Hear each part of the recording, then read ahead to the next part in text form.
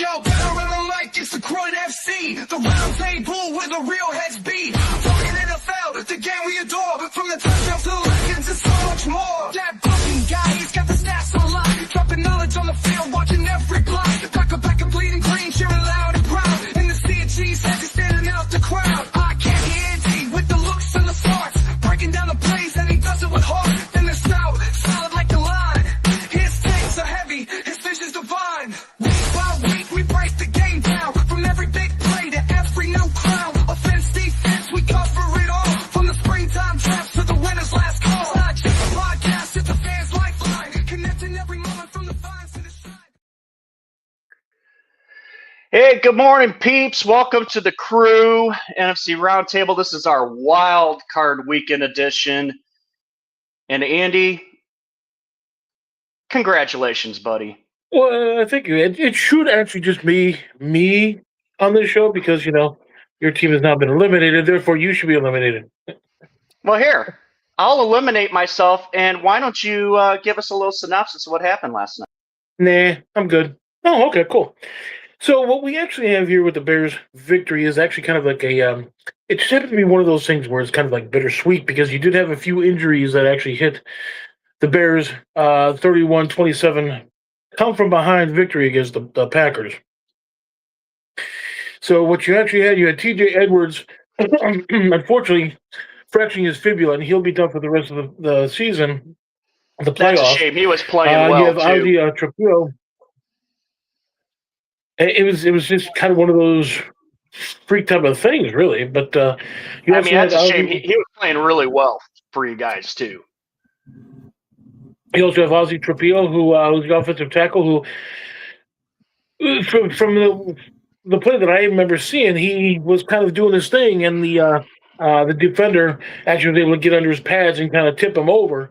And I don't know if he, in the midst of him tipping over, is how he ended up hurting himself. But basically, he's going to be out for the rest of the season as well. Hopefully, it's not going to be anything major.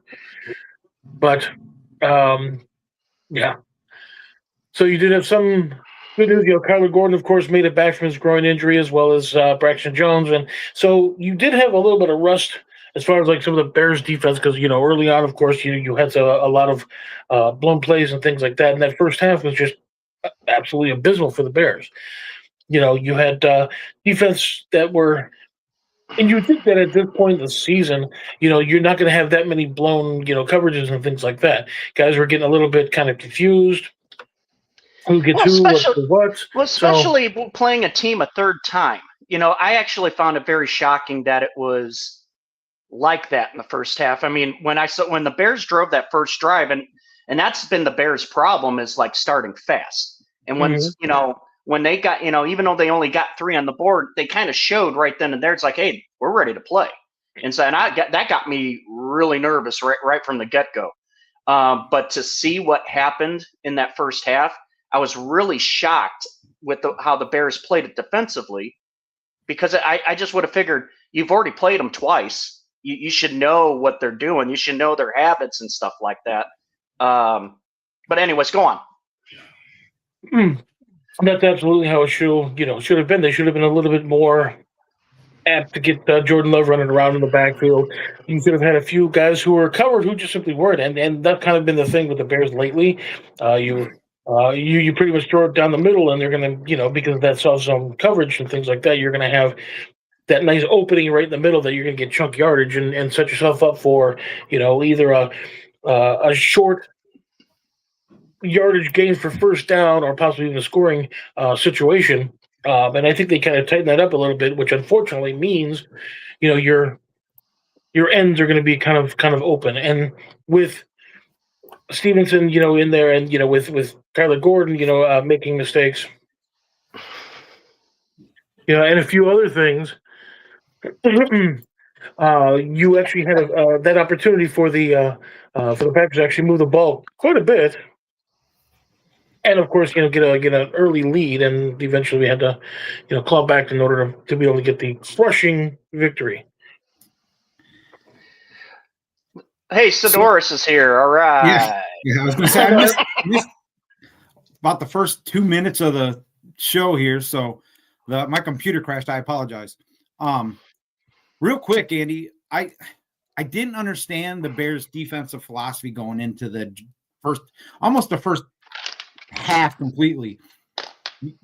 You're running man coverage and not generating any pressure. You have a inside corner. Sure. So let's just take that first part from part of the second part, that kind of thing. So one of the things that the Bears are going to have to look at in the offseason is going to be some sort of quarterback pressure situational type of deal, to where I don't know who they're going to have to be able to get, but Montez Sweat, unfortunately, is not necessarily doing what they brought him in to do. You have the other guy, Booker. He's done quite well. Now they can, for the most part, they can kind of sort of set those edges and stuff, and theoretically speaking, you don't have a quarterback that's going to be able to kind of scramble to the ends there, but there's no real quarterback pressure. And so that's going to be probably the only real thing that they're going to have to really work on, anything of major consequence. And then you just have a part here, part there. Well, I mean, you're in man coverage the entire time. You're getting roasted you're playing into the boundary, and instead of positioning your corner the inside shoulder of that receiver, you have them playing outside, leaving that whole inside open. And then you're on the opposite side playing the exact opposite. It's like their lines of communication seem to have been crossed that whole first half of the game. And I'm not sure what took so long to make the adjustment, but once you put your corners in a position to where they could play inside out, using the boundary as their, 12th man, we get taught that since Pop Warner.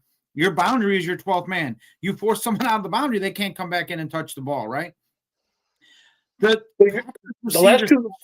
Go ahead. The last two losses that the Bears had, Minnesota and, of course, Detroit, and, of course, when they should have won out in San Francisco, you actually had a couple of things.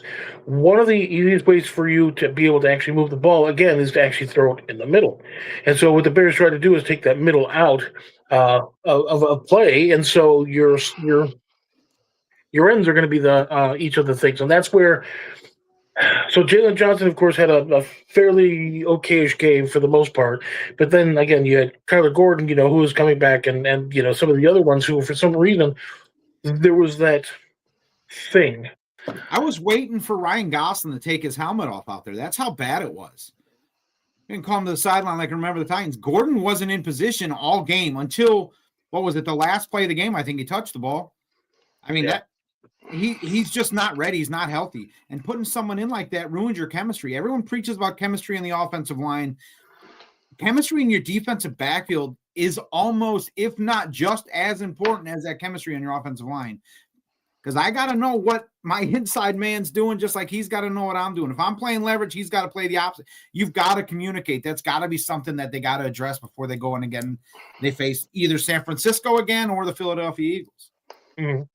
So with that, if you want to be able to actually start with their offense and stuff, and that's how things congealed, the running game actually hasn't necessarily been as effective as even with Philadelphia. So, and then of course with Trapito going down, that might end up being another little bit of a thing. But if they want to stay with the running game, they should stay with the running game. You have one of those things where you remember last year. Well, then our former defensive coordinator, Eberflus, he would actually run the ball the first 3 downs and get very little to no yardage. So if by chance he were going to go with a 4th down play, he would, of course, instead of throwing it, would go with another run. Here it is 4th and 137, but we're going to run the ball. One of those type of things. And so if you want to go to that point, because they know that at any point you can actually toss that ball downfield somewhere, that could conceivably, hopefully open up certain other things and stuff like that. And being aggressive, and what you had mentioned last night, Brian, being aggressive and going for it on 4th down, situationally, I think is probably one of the better things to do. However, if you're within your 30-yard line, if you're maybe a foot or two, I can see that. Yeah. That Bears offense reeked of desperation early. That's what that was. That wasn't aggressiveness. That was desperation. No, that was aggressive. Desperation would be one of those things where he's throwing the ball every down. If you're like a team that's actually like a second tier team, like for example, like a Buccaneers team. then you're going to have to throw the ball in order to be able to, hopefully, if anything, score any points at all, period. Yeah, I just that was desperate. It reeked of desperation. You're telling your defense that you don't trust them to keep the offense out of the end zone, but we're going to put you in a compromised position anyway. That's what you're telling them. If you're not doing that because you're confident, they've already put the smack on you. You're doing that because we've got to keep that offense off the field. It had nothing to do with aggressiveness. That was desperation. I think the read is not entirely accurate. It's a situational thing. So if you happen to be within the the 45, 50-yard line, something like that, even though you're on your side of the field, I can see going for it at that point. If you're within your 30-yard line, I don't know if it's necessarily one of those things where you're trying to set that pin or whatever the case is to say, hey, look, we're going to go for it every down. We should be able to at least get 1 to 3 yards, no problem. But again, situationally, I think that was probably not necessarily the best course. Eventually, further on in the game, and you did have that the attitude kind of come in a little bit that actually worked for the Bears in order to be able to say, look, you know what, this is our place. We're going to establish our line of scrimmage, and we're going to do what we want to do. And the second half, like I said, the first half was completely opposite. Coin flip of the second half, and that's where things get changed. Go second half. If you're going to go for it on fourth and 1 within your 30 or 35, I'd be like, no problem. If you're actually getting your rear ends handed to you at that particular moment, and you happen to do that, maybe you should punt it. But look what happened with McManus, missing several kicks, including an extra point. So that extra point was huge. Yes. That was massive. That changed the tide of the game. Yep. So that weather factor, of course, can actually do quite a few things, because if you're going to punt the ball and next thing you know it's going 90 degrees, east or west, you got a problem. Yeah, let me ask you this before we get off of the whole Bears are the greatest team since, I don't know. This is supposed to be all Bears all the time this out. Let me ask you this. Who's your player of the game offensively for your Chicago Bears? It would probably end up having to be Loveland, just simply because he went 8 catches for 134 yards. But you got to look at the intangible. So if he's actually open, you have DJ Moore, who's actually caught some important passes, including the game-winning, which ended up being the game-winning touchdown. Again, you need to add that. Again, DJ Moore was the one that did it last time, and he did it again. But then you also have Zacchaeus, who actually caught a few, key passes. You also had, Roman Duze, who caught a few key passes. So I don't know if I would necessarily have a player of the game per se, as maybe we'll say the players of the game. I'd probably give it more towards the secondary type players, like the ones mentioned. Let me throw this at you. You being a lineman, you have to appreciate downfield blocking, or blocking on the edge, or setting up that edge for the rush, setting up that edge for the pass, chipping that defensive end. Loveland did it all last night. He was the only bright spot of that offense until 4 minutes in the third quarter. That was it. That was your offense. He was dominant. If he can play like that going forward, and they have that chemistry going forward, Bears are going to be a tough out. They really are. But if you have to rely on your tight end,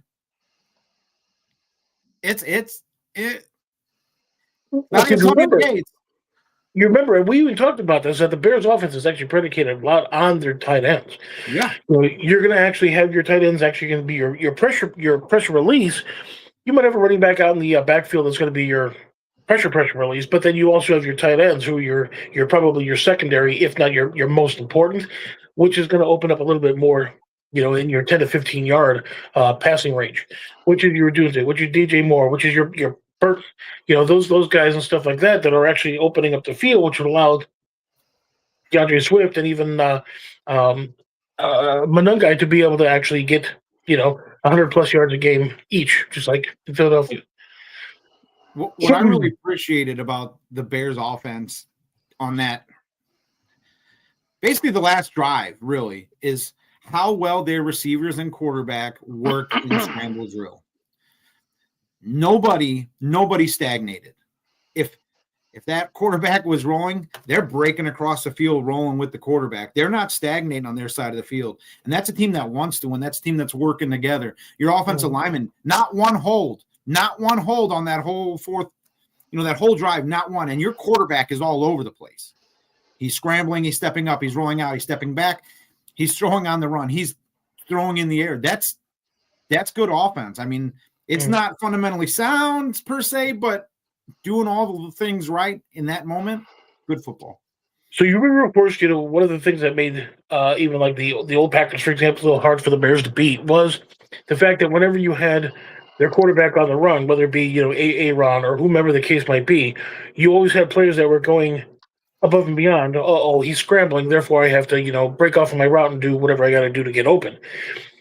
You kind of seen that a little bit to a point. Did you notice that, like when even that 4th and 8, when as a matter of fact, I sent it when Caleb Williams did the whole jump man, pass thing and stuff like that, and that 4th and 8 turned into a very, very long reception for Rome Odunze. Okay, so you had a couple of times when the players themselves were actually not necessarily breaking off their routes, and when Caleb Williams was trying to throw to a particular area, they weren't there.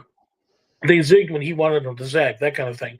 And he was actually in the on the line. I don't know if you remember seeing this, but yelling at him and telling him, do this, pointing different directions and stuff like that. So the variations on the current offense. So when you can actually have variations of your current offense, that's where you get, like, for example, like the Green Bay and stuff like that in the past, when you had players breaking off their routes in order to be able to come in and actually save your quarterback from having to, drop it down or something like that by just throwing it away or taking a sack. And so now you have the Bears kind of going to, I don't want to say like a next level kind of a thing, but now that you actually have your regular offense down, for the most part, down packed, now you're going to be bumping it up a little bit. In this instance, do this. In this case, do that. Which is actually going to be a major plus. And the defense in and of itself is probably about an 80%. I'd probably give them like a 78 to 80% in the fact that they do give up a lot of yardage, a lot of bend and break. They do get the ball a lot. But then you also allow for chunk yardage when it's 4th and 8, 4th and 7, things of that nature, and you still allow a first down. You're not getting pressure on the quarterback. It's those tiny little things right there that can end up costing you, a Super Bowl visit as opposed to being a Super Bowl victor. You like how I kind of did that? Did it all on the fly. We got it. Utter brilliant. But real quick, you had Caleb Williams with 361 passing yards, 2 touchdowns, 2 interceptions. One of those interceptions was absolutely him. The other one, I think, was one of those variations where if the receiver could have zagged instead of zigged, that would have been a little bit better. Both those interceptions are on 4th down, though, right? In Green Bay territory. Right. So essentially that's a punt. I mean, you want points there, yes, but essentially that's a punt. Yeah, but then you also had Jordan Love, who was at 323 yards passing, 4 touchdowns. He didn't get any interception. I don't think he threw an interception, did he? No, nope. But he did, unfortunately, there was that miscue in the end zone at the very last play, so. So that could have been an interception. But all told, literally, you kind of look at that game in regards to halves.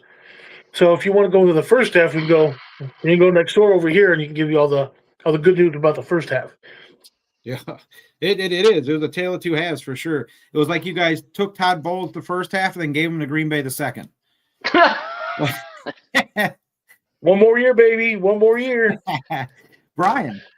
Let's hear your take, I guess, on this game or whatever you got cooking in that busy little mind of yours. Listen, yeah, they played a great first half. It's about all I can say. There is. Let me get off the topic of this game, and let's just go to the team itself, and especially let's tie this one on to Coach Matt LaFleur. Yes, lots of talk after this game about his job status, and obviously we'll probably get into this later about the coaching carousel, which has gone nuts already. But I've been really wrapping my head about the season in general, not just last night, but the season in general. Last night was basically was the grand finale of the Packers season as a whole, because of the fact that what has gone on this whole season all happened last night. It was just another thing to add to the laundry list to this. Out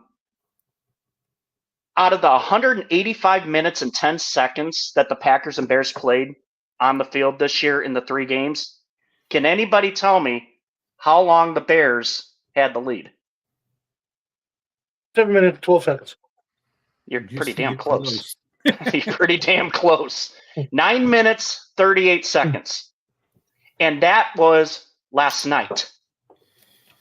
That's not the first 2 games. The Bears didn't even have the lead at all. What does that tell you? Oh, let's keep going. Hey, Packers are up 10-0 against Cleveland with 9:34 left in the fourth quarter. What happened? They lost. Hey, the Packers tied the 30th ranked defense, Dallas, 40-40. Oh, by the way, the Bears defense ranked 29th. Hello, you were up 21-3 last night. Why did you take your foot off the damn gas pedal? Did they take their foot off the gas pedal, or was adjustments made by Dennis Allen and his defense and finally went man over instead of putting his corners in susceptible positions? It could be adjustments, but again, I've got this list here. It's even if it's adjustments, then LaFleur needs to be fired. He should have been fired on the tarmac at O'Hare Airport last night. And I thought we could cram it up there for a yard and Cram it up your cram hole, LaFleur. Yeah. Exactly. Well, I mean, look. What am I supposed to say about a team that you're literally dog walking them in the first half, and then you go in the second half and just be like, okay, we got this. Yep. Mm-hmm. Well, even then, you would think you would run the ball more. Right. If you were trying to impose your will going into the second half of that game, like, we're up, we don't want to risk the injury, we don't want to put anyone in precarious positions, we're just going to run the ball. We're going to eat time off the clock and limit possessions. Right. And here's the stat that proves that. 11 carries for 44 yards for Josh Jacobs in the first half. What did he do the second half? 8 rushes, 11 yards. Packers as a team, 23 rushes, 99 yards. Yeah. So you're meaning to tell me they ran the ball only 12 times in the second half? Well, get this. Amazing. Before halftime, they made a comment on the broadcast. Jacobs is on pace for 100 yards. What did he end the game with? 55. Let that resonate for a while. I mean, seriously. Mm-hmm. Yeah, you can take your foot off the gas as long as you're going to put it on their throat. Right. If you're going to run the ball and eat clock, limit possessions, put your defense on the field, limit their time on the field by shortening the game, I'm all for it. But when you're not playing, you're just not playing smart. I think LaFleur, he chose death by 1,000 paper cuts. Yes. Like I said, I've got front to back. This is damning. It's like you had a 23-14 lead at Denver with 12:55 left in the third. You lost. Up 16-6 with 5:03 left in the fourth quarter at the Bears the first time. You lost. You were up 21-3, damn near close to the fourth quarter in Chicago in the wildcard game. You lost. This isn't on the players on the field. This is on the head coach. Well, so let me actually make this quick little point here, and I think it's more of the adjustments at halftime than anything, because if by chance you happen to be winning, 21-3, it's not so much about, keeping your foot on the gas kind of a thing. You eventually do have like an adjustment period, where your defense is going to be able to see what you're doing well, and actually put a clamp on that. For example, Josh Jacobs. You notice how they were actually not necessarily allowing, but he was getting chunk yardage in that first, quarter and a half, and then all of a sudden they tightened that down to almost nothing. So I don't know. Yeah, and yeah, that would be a coach's thing. You didn't implement the right changes whenever you had that opportunity to, and that's what I think really is really his detriment. I mean, question: if you don't punt in a game, wouldn't you assume you win? You would think they're 0-3 this year. Not in 2026. How many times you going for it on fourth down? How many times you turning the ball over prior? That matters. I mean, punting the ball, yes. Punting the ball is not a great thing, but it's not a bad thing either. You can punt the ball to flip field position. You can punt the ball. You know what I mean? It's not always a bad thing to punt. But looking at that game last night, you were in a position to win the game going into the, last minute and a half, minute 38, right? Right. Mm-hmm. You march down the field. Your quarterback gets you over the 50-yard line, and for some reason, he decides to take 18 seconds to throw a pass. Yep. 18 seconds. Then you get a penalty. Takes 10 more seconds off the clock. You're down to 22 seconds. Yep. That's not on coaching. Yes and no, because Matt LaFleur is your offensive coordinator as well. He's constantly in your ear. If he really, truly was coaching up Love, this wouldn't have happened. You would think with the history of these teams, you would have went through 2-minute scenario, 1-minute scenario throughout the week. Both sides of the ball should have done that. These games came down to what? A total of like 9 points, right? Yeah, I'd have to look at the scores again, but yeah, I believe you're right. Yeah. It's insane. And for them to be that tightly knit, that close every time, that tells me the NFC North is going to be that tightly knit, that close for a couple of years. You got two young quarterbacks, two very, very average defenses right now. Mm-hmm. Once they get healthy, who knows? Right. But it's going to be tough. But once again, and that last drive, though, I mean, we've already made the point, but let's remake this point. McManus misses that extra point. If he makes that extra point, you're not trying for the touchdown at the end. You're just trying to get in a decent field goal range. Right. You were in decent field goal range, but your kicker doesn't have the confidence to kick from there. Regardless. Oh yeah. Let me bring this up because I want him gone. I want him gone last night. He has an 80% hit rate on field goals for the season. Great. He's perfect from 40 and in. Great. 40 plus 6 of 12. And he missed 2 extra points during the regular season, missed one last night. If you can't kick from over 40, you're gone. Well, especially this day and age. Yeah, exactly. Where you have guys who are, kicking like 85-yard field goals now. I mean, come on. Listen, and like I said, I don't want to just continue to just. I have to get this off my chest, and then I'll shut my freaking mouth because, like I said, I'm just angry, right? I get it. Listen, I went through their whole schedule. They went 7-3-1 against non-playoff teams, including last night against playoff teams. They're 2-5. That kind of shows you what kind of team you are, right? Andy, you okay? Sounds like you're referring up there. Yeah, excuse me. I had some. And you want me to make the case. I know everybody's saying, well, why would you fire a guy that wins games? Okay, yeah, great. He's 76-40-1. He's made the playoffs 6 out of 7 years. But let's just take the last 4 years. 37-30-1 in the last 4 years. 1 playoff win. The last 3 times he's been in the playoffs, wild card. Hasn't won the North since 2021. Hasn't had a home game at Lambeau since 2022. Yeah. If you are an organization that wants to win championships, this guy's gone. I don't care what his record says. It's what what kind of hardware you put in the trophy case. Okay, let me ask you this before we send LaFleur packing and cram it in his cramming up your cram hole, LaFleur. But who's out there that you want? Right.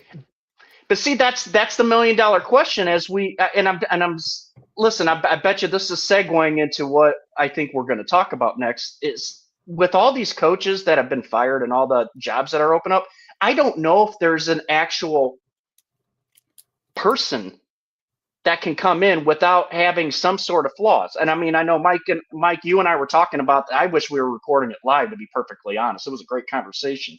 I want to put this on now, but I don't know if there is that, and that's what I would really have to think. I'd really have to sit there and look and evaluate. I don't know.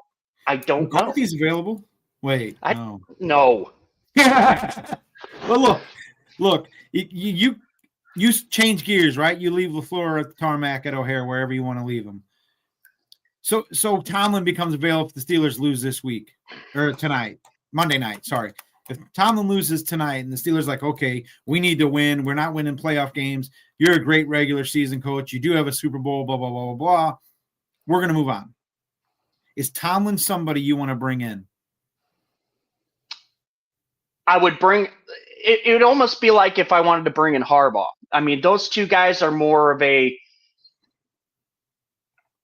I guess, structure-based coaches, like where you have a culture, you have a certain way to do things.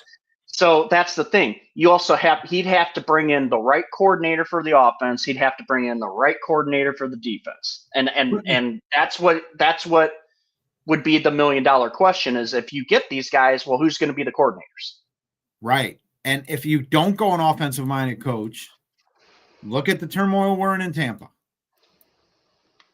We can't, once we get a good offensive coordinator and he establishes himself as a good offensive coordinator, well, guess what? Somebody like the Bears is picking up good offensive coordinators and making them their head coach. Look at Detroit right now. I mean, they lost Ben Johnson, and what'd they do? They were not the team they were under Ben Johnson. And they fired their OC after the season. Right. So then you're in the, either you pick the right guy and he's moving on, or you pick the wrong guy and you're moving on. So it's almost like you have to go with this NFL, the way it is designed and the way it's geared towards offense, you have to get an offensive-minded head coach. Unless you get someone like Harbaugh, who's the CEO, who's not either side of the ball. Go ahead, Andy. I can see Harbaugh. Harbaugh would be a pretty good choice, I think. But how about this? Matt Eberflus. Because he's weighted down with that timeout in his pocket still. There you go. So he still has it. You can use it whenever you need it. If he would have joined Todd Bowles, they could bank all their timeouts in Tampa and save them for the next playoff run. I mean, that's going to be a disaster. I promise you. It's interesting, actually, you bring that up, Mike, because I know we haven't done a show in a couple weeks. I really wanted to know what the hell is going on in Tampa. Why is Bowles allowed to stay, but then they could fire basically 3/4 of the rest of the staff? Well, I look at it this way. Maybe they were thinking of letting go of Todd Bowles, especially once the whole Harbaugh situation unraveled. But then you got Mike McDaniel, who's been let go, yada, yada, yada. But I was so pissed. I said, we need to move on from Bowles, need a new message, need a new direction, need an offensive-minded coach, right? I've been saying that for a couple weeks now. However, the current situation, the NFL coaching carousel, is so unbalanced, I guess you'd say. 1/4 of the league is now searching for a head coach. So get the guy you want, get the trophy coach, you have to have the ideal situation. Harbaugh wants to have control of the GM and player personnel. So basically, he's just Bill Belichick is what he wants. He wants to be Bill Belichick. He wants to control who you're getting, and what he's doing, right? So Bucks aren't going to do that. Jason Light has earned himself a little bit more rope. Granted, he hasn't gotten the edge the Bucks need. He hasn't done much depth-wise, but got him a Super Bowl. So he earns, you know what I mean? He earns that levity. However, now McDaniel's available. He's a good offensive mind. He might be strung out because he was in Miami too long, but he's a good offensive mind. And Tua will do that to you, though. Dude, McDaniel went looking like a church boy at 19 years old when he went to Miami. Now he's looking rough. He's right, yep. And he's only 22. He's really got some hair on his eyes. Yeah, but good offensive mind. So you put him with Todd Bowles, you buy another year, right? That's all you're getting. If McDaniel does well in Tampa, if he were to become the OC, he's going somewhere else. Would you take McDaniel in Green Bay? You give him a quarterback like Love. That's tough. I would probably say he'd be better than most in terms of offensive play callers and stuff like that. My concern is like with the whole Miami thing. And I know Miami, that hasn't been a well-run organization for years now. Would I be a little apprehensive with it, just knowing his body of work down in Miami? Yes, but he's known for having a great running game, a great offensive game plan revolving around the run and play action pass. Right. That sounds like it's the missing puzzle piece in Green Bay right now. I would say, like, if you were to put a gun to my head and choose between him or somebody else, knowing the offensive structure of the Packers, I would probably lean towards McDaniel, to be perfectly honest. Right. Just get yourself a hell of a defensive coordinator. That's all. No question.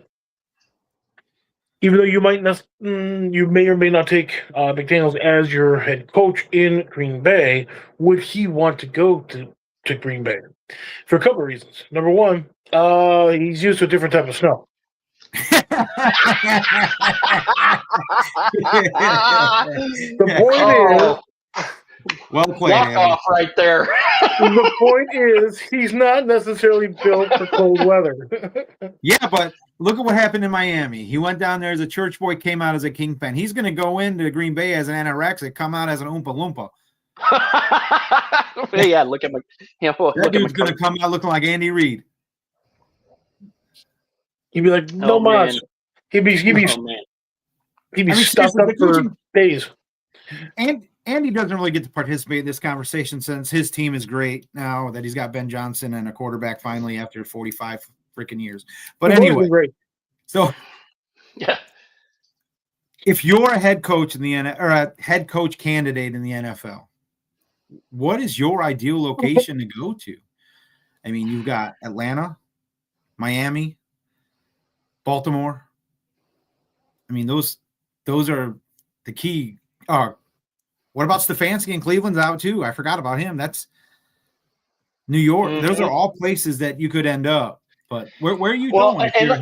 Well, let's just do a theoretical here. Okay, let's add a few teams because you and I were discussing this earlier. Obviously, LaFleur's on the hot seat according to all reports. Mike Tomlin could be coaching his last game tomorrow night if Pittsburgh loses. There are talks in Philadelphia that Sirianni may be done if they lose to the Niners today. And we had a good discussion about that, but we all know Howie Roseman, he's not afraid to cut bait with somebody that's good to get something better. What about Buffalo?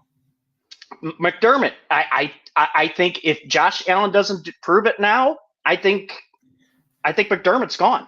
So go ahead, Andy. You can talk a little bit. Let me ask you this. That's enough. You got Tomlin in Pittsburgh. You got LaFleur in Green Bay. Why don't they just trade coaches? Literally. What? Because you have Tomlin, who's actually, he's used to the cold weather. He's got a different type of philosophy completely. You also have LaFleur, who's actually used with Aaron if he decides to come back for another year. You actually have a pretty good situation right there if you do that.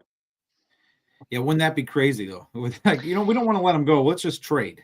Actually, that's not out of the realm of possibility. I reading an article by Rob Domofsky this morning, who's the Packers beat writer. He actually mentioned a trade.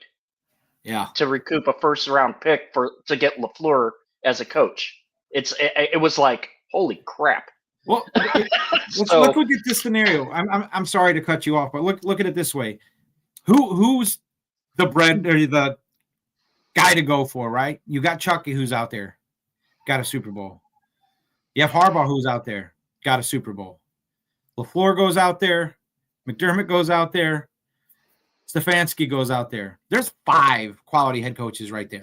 Well, you add McCarthy to it, because McCarthy, if you look at records, McCarthy's got one of the best overall records and has a Super Bowl too. Okay. So you have now to you're add looking at 10 spots with possibly 6 that we would say are established head coaches. Who's the trophy? Who's everyone going after? Well, as of right now, in my opinion, in terms of vacant jobs, the best job to go to is Baltimore. Okay. So you think Stefanski slides in there? I think that's a distinct possibility. Stefanski, I just think the Cleveland Browns are the Cleveland Browns. We all know that. And I think Stefanski's a hell of a head coach. I think that would be a great fit there, to be honest. Well, let me ask you this real quick. If you're a head coach, what actually are you looking for? So, you only have a certain amount. You have defensive coordinators, offensive coordinators, even a guy in college and stuff like that can have some sort of success in the NFL. But if you're a head coach, an established head coach that has the pick of the litter, what are you looking for? Cap space, draft picks, quarterback, and defensive standout. That would be where I'm going. What the deuce? What? We should end it right now. Whoa! Okay, show's over. Gotta go. End it right now. I'm here to tell you right now, we don't care.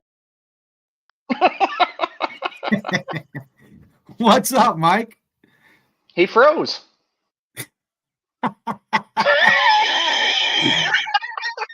What's up, buddy? How you doing? I'm here. So you're here. You're quick. Well, anyway, we're discussing the head coaching carousel, so to speak. I mean, you could have a coach. You could have a coaching change too, and an ownership, and a GM. Well, I wanted to show up unlike Trayvon Diggs and Micah Parsons. So playoff time. Wow. See what he did there? Jesus.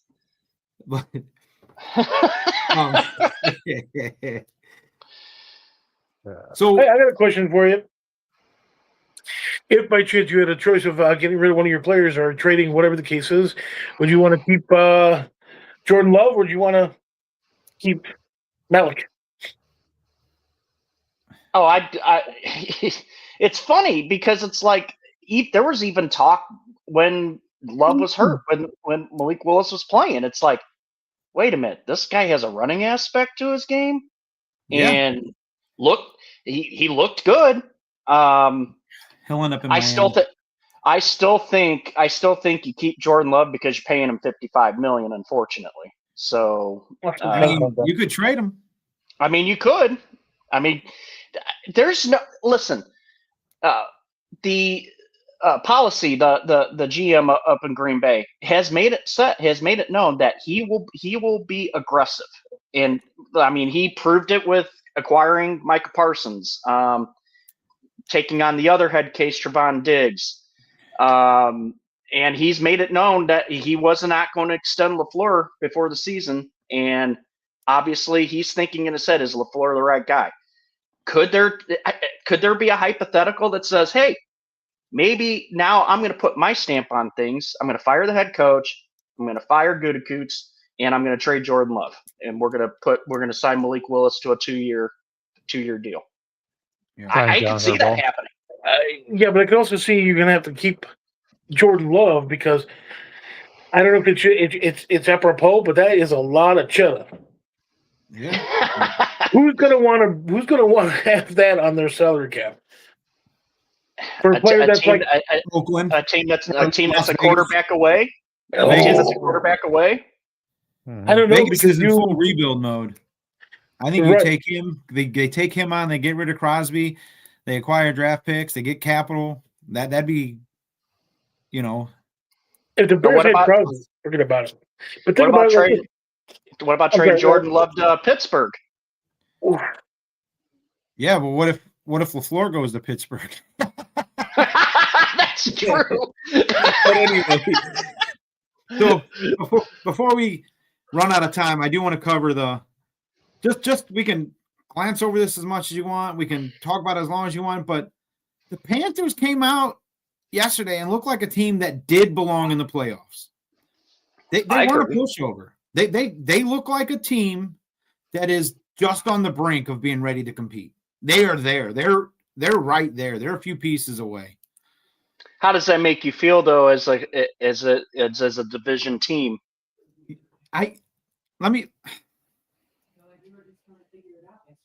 It's not that I'm envious or that I guess I am a little envious because they're in a position now that they're growing, right?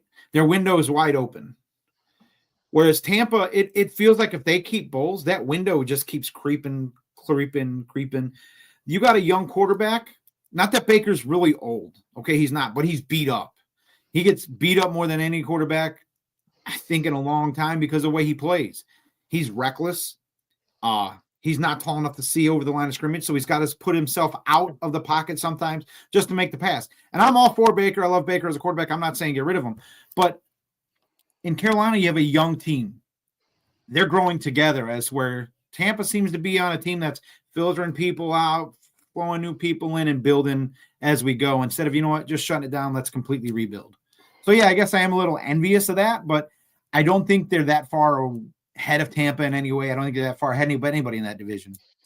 So, can you imagine an NFC South team with a winning record or even a 500 record going to the playoffs? Can you imagine? Haven't had that in like a generation. I almost think like Bucks have done it multiple times in the last 5 years. It's weird. They actually won a Super Bowl in one of those seasons. It's kind of crazy. And how'd that work out?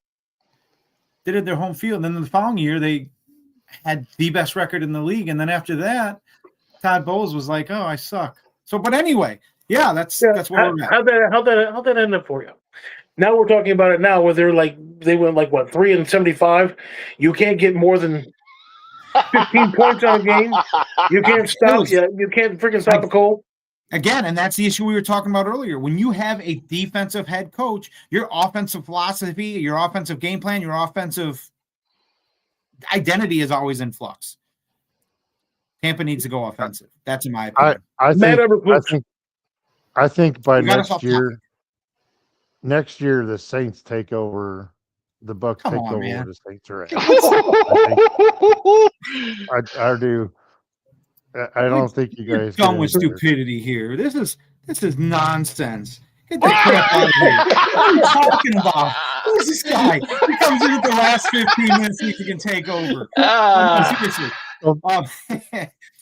That's the problem with the NFC South. All the teams are really close. No team is standing out. No team is pushing themselves to be the cream of the crop. It was the Bucs for a couple years. But even when they were on top with great record.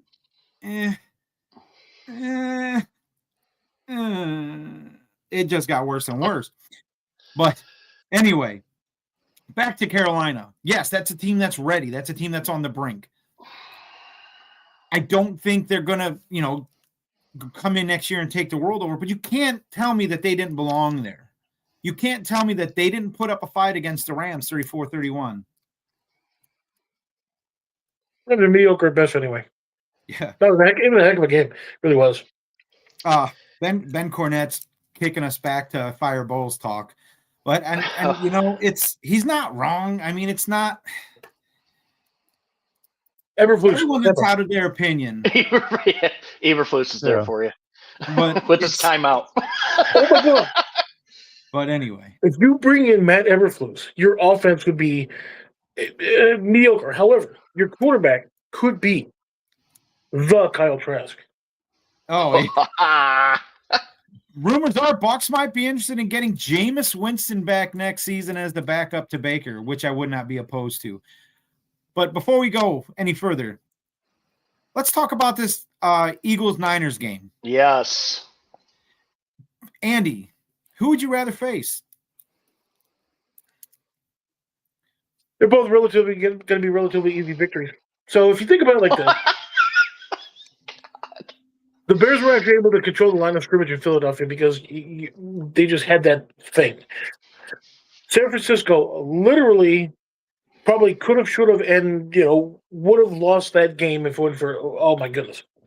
So it's one of those things where it's a 50-50. I would probably personally say I can see San Francisco, but then I can also see Philadelphia. I would prefer Philadelphia for two reasons. Number one, because you're relatively close in proximity. You don't have that big old 5-hour flight back out to California. And because you've already faced them before, so you can actually game plan a little bit better. You faced them both, granted, but I think proximity-wise. Wait, to call you out on that, though, that San Francisco would fly to Chicago. Right. So why would that matter? In that case, San Francisco. They both would come to Chicago, right? Yes. Chicago's the number 2. Chicago, you have a home field game. My thing is this: if you're going to face a team, you would think you'd rather face a team that you've seen recent. Yeah, we can do San Francisco for two reasons now. Number one, proximity. Here we go. No, number two, because of the fact that you actually have a warmer weather team coming to a cold weather. So I think it'd be an advantage for the Bears. So bingo. However, if they win in Philadelphia, does that weather come into factor? Now they have confidence playing in the cold.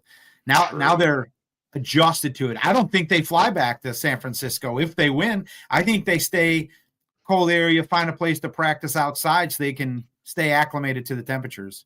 Sure. So, but real quickly, think about it like this, though. Huh? Oh, he's right. Yeah, he's right. Yep. San Francisco would play. Yeah, so you don't have. So you would get the Rams. I was going to say something, but I was told not to interrupt the show again. So, but I just. Just a real quick point, though. For all the San Francisco fans and stuff like that out there, San Francisco in and of itself is actually a mediocre team at best. Their quarterback is very, very mediocre. And if the Bears had the opportunity to actually play them, I think they would probably end up winning by at least a touchdown and a half this time around. So, to Ben's point, they would play Seattle. So who would you rather face? Would you rather face the Eagles or would you rather face LA? I think we're looking at the same scenario. You have a cold weather team playing a hot weather team. You think you want? Yeah, I'd say the Rams, because the Rams aren't necessarily they're a good team, but they're not necessarily as good as you think, or as everybody thinks. And they're like, they're predicted to win. Granted, Las Vegas controls the NFL. I mean, well, allegedly, has some influence on certain things, shall we say? But I have an inclination that I think the Bears would probably end up putting a damper on that because I think they would probably win. That would be a close game, similar to like what we've had lately. It would probably end up being less than a touchdown, but it would be a victory for sure. Maybe a 4.5 point victory. All right, let's get your predictions for today's game. Mike, who you got? Eagles, Niners. Tie. I'm awake. Eagles. Why? Thursday. Because I hate San Francisco more. What? No way. No. You hate San Francisco more than you hate an NFC East opponent. Come on. I mean, Gary have anything to do with this? I've said this for years. I hated him more. And yeah, it tipped the scales. It was about 50-50. And then I met Jerry. And it just tipped it to right. No, I don't. This is going to be a good game. I think it's going to be a close game, but I think the Eagles with home field advantage end up pulling it out. So, Brian, where are you leaning? That's the only thing that's going to save it. I think is home field advantage.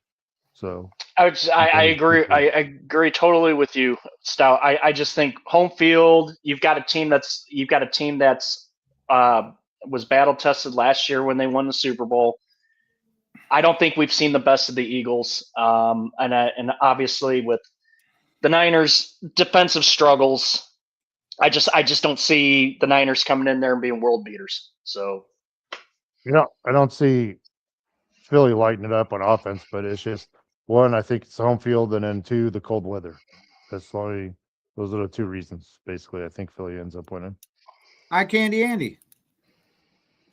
I would probably say Philadelphia for a couple of reasons. Cold weather, of course, is going to be a major factor.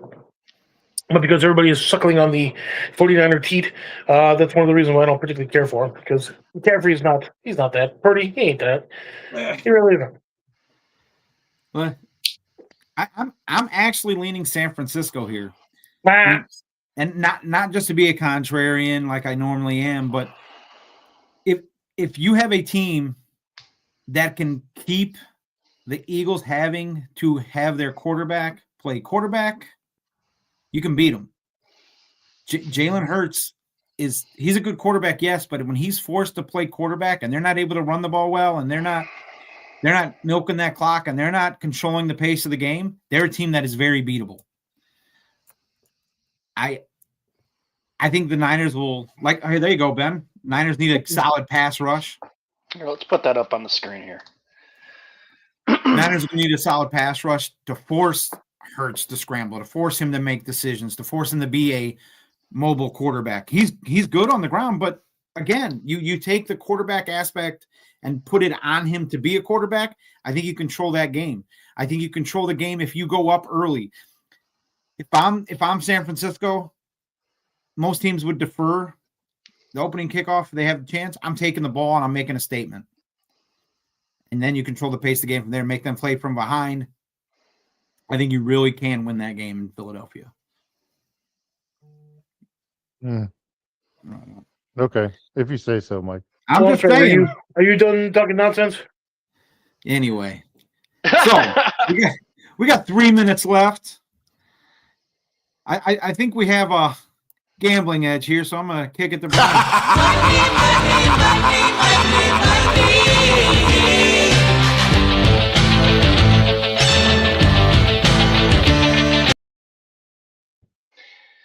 All right, let's make this quick. I'm going to do a little all-day parlay action today, just because I want to keep interested in the game. So this is what I'm playing. Ramondre Stevenson or Trayvon Henderson, anytime touchdown scorer. Quentin Johnson, 25 yards or more, alternate receiving yards. Josh Allen, 25 or more rushing yards. Josh Allen, 200 or more passing yards. Brock Purdy, 200 or more passing yards. And Saquon Barkley, 60 or more rushing yards, pays out at plus 848. Damn. That's a lot of legs, brother. And I thought we could cram it up there for a yard and Cram it up your cram hole, Floyd. So, Mike, I know you joined us late, but is there anything you want to add before we kick everyone out of here? I know you've been working like a dog, so No, I don't got anything to add. I mean, if you could read down at the bottom what I put down here. I missed Jimmy He misses Jimmy Johnson. The race car driver? Yeah.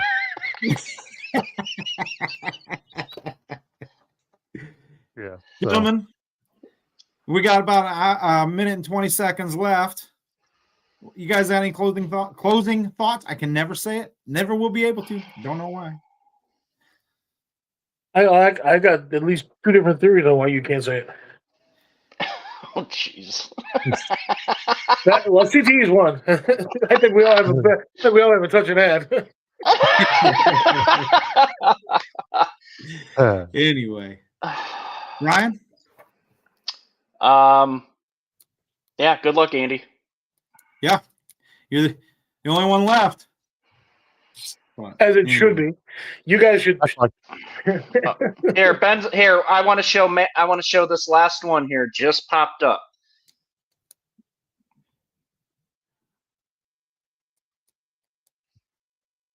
That's interesting. It could be, but we'll see. We'll see. All right. As always, I'd like to thank our wives and families for allowing us to come on here, be complete and total idiots, 1 hour every Sunday. And until next Sunday, good luck, Andy. We'll see you again. Yes, sir. Go Bears.